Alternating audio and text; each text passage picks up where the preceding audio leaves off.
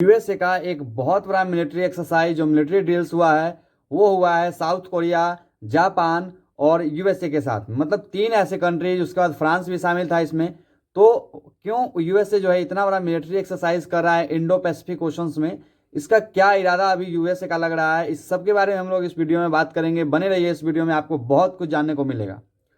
तो यूएसए जो है इस जो एक्सरसाइज है इसमें एयर, लैंड, सी, स्पेस, साइबर वॉर, फिर उसके बाद स्पेशल ऑपरेशंस एंड उसके बाद जो टैक्टिक है, उसके बाद टेक्निक्स और बहुत सारे कामों पर ये जो एक्सरसाइज है ये बेस है। जो मेनली फोकस किया गया है वो ये किया गया है कि चाइना का जो एग्रेशन है उसको कैसे काउंटर किया जाए। उसके बाद नॉर्थ कोरिया लगातार जो न्यूक्लियर टेस्ट करता है तो उसका भी थ्रेट लग रहा है कि यूएसए के जो अलाई कंट्री है तो एलाई कंट्री पर उसका भी डर सता रहा है। तो यूएसए जो है वो इंडो पैसिफिक में एक बड़ा युद्ध अभ्यास मिलिट्री ड्रिल किया है जापान के साथ, साउथ कोरिया के साथ, और उसमें फ्रांस, यूएसए और ऑस्ट्रेलिया ये सभी देश मिलके एक साथ एक बड़ा मिलिट्री ड्रिल्स किए हैं अभी के टाइम में।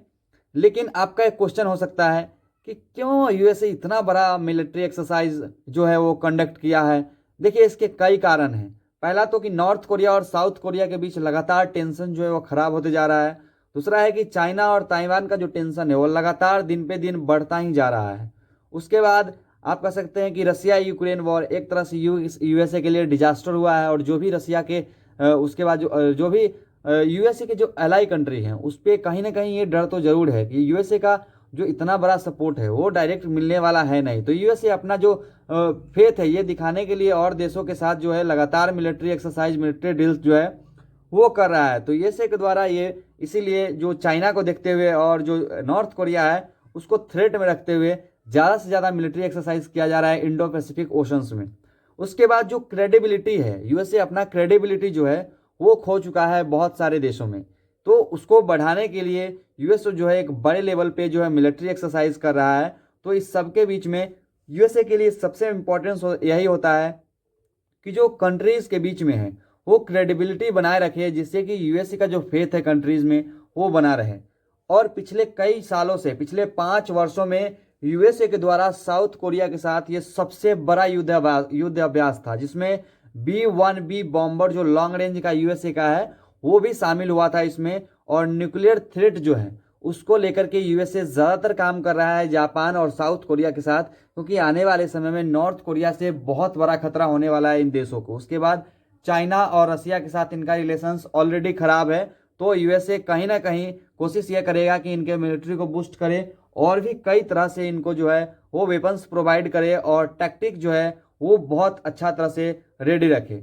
और ये जो मिलिट्री डील है साउथ कोरिया के साथ ये 2020 में आपको बता दें कि इसमें जो यूएसए का है B-52H स्ट्रैटेजिक बॉम्बर था। उसके बाद जो था F-22 जो स्टेल्थ फाइटर जेट्स है। उसके बाद वो साउथ कोरिया का जो है F-35 स्टेल्थ फाइटर जेट्स। उसके बाद था साउथ कोरिया का ही F-15 के फाइटर जेट।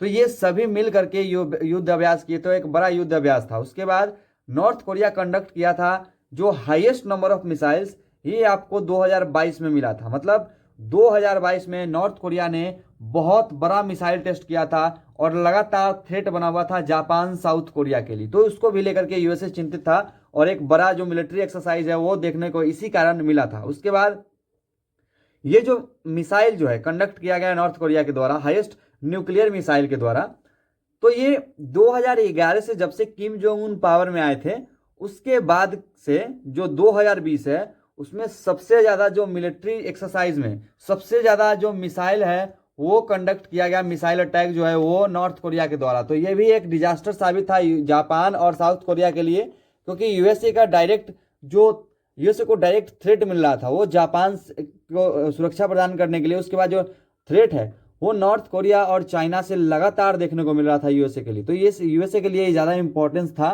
कि जो बड़ा एक युद्धाभ्यास किया जाए जो नॉर्थ कोरिया को ये जो टेंशन्स है साउथ कोरिया उसके बाद जो जापान है उसके साथ, तो उसको कम करने के लिए यूएसए को कहीं ना कहीं ये करना था।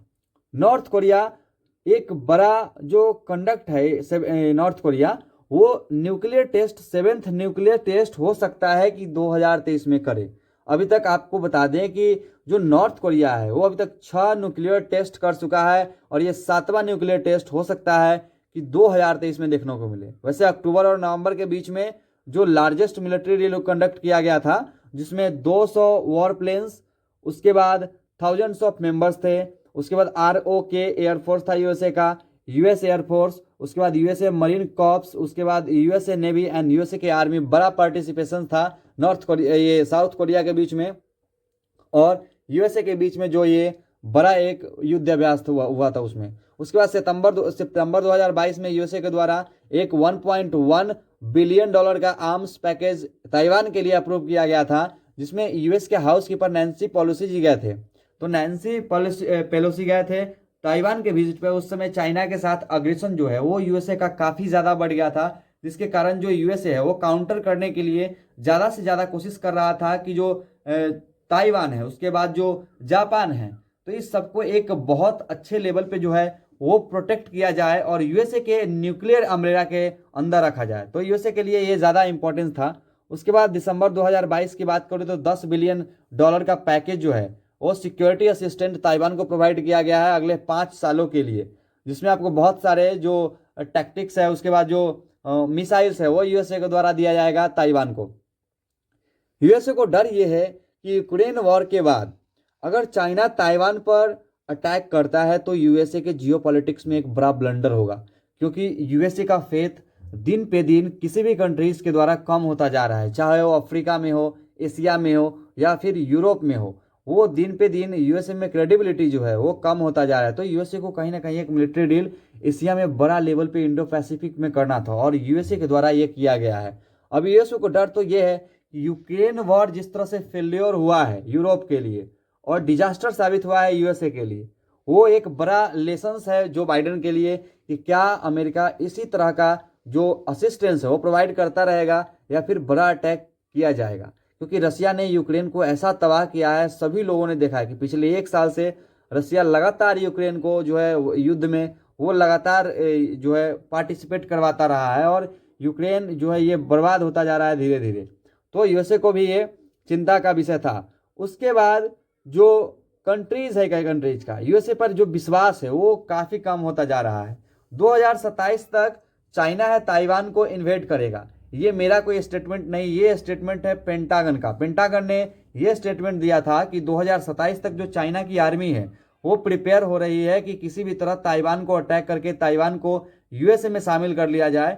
तो ये यूएसए के लिए डिजास्टर साबित होगा। और देखिएगा आने वाले समय अगर चाइना अटैक करता है ताइवान पर, एक बड़ा अटैक, तो यूएसए के जियोपॉलिटिक्स में एक बड़ा ब्लंडर होगा और यूएसए पर जो फेथ है कई कंट्रीज का वो कमने वाला है। उसके बाद यूएसए का मिलिट्री एक्सरसाइज इंडिया के साथ भी हुआ, जापान के साथ भी हुआ, साउथ कोरिया के साथ लगातार ये बढ़ते आपको देखने को मिलेगा 2023 में भी।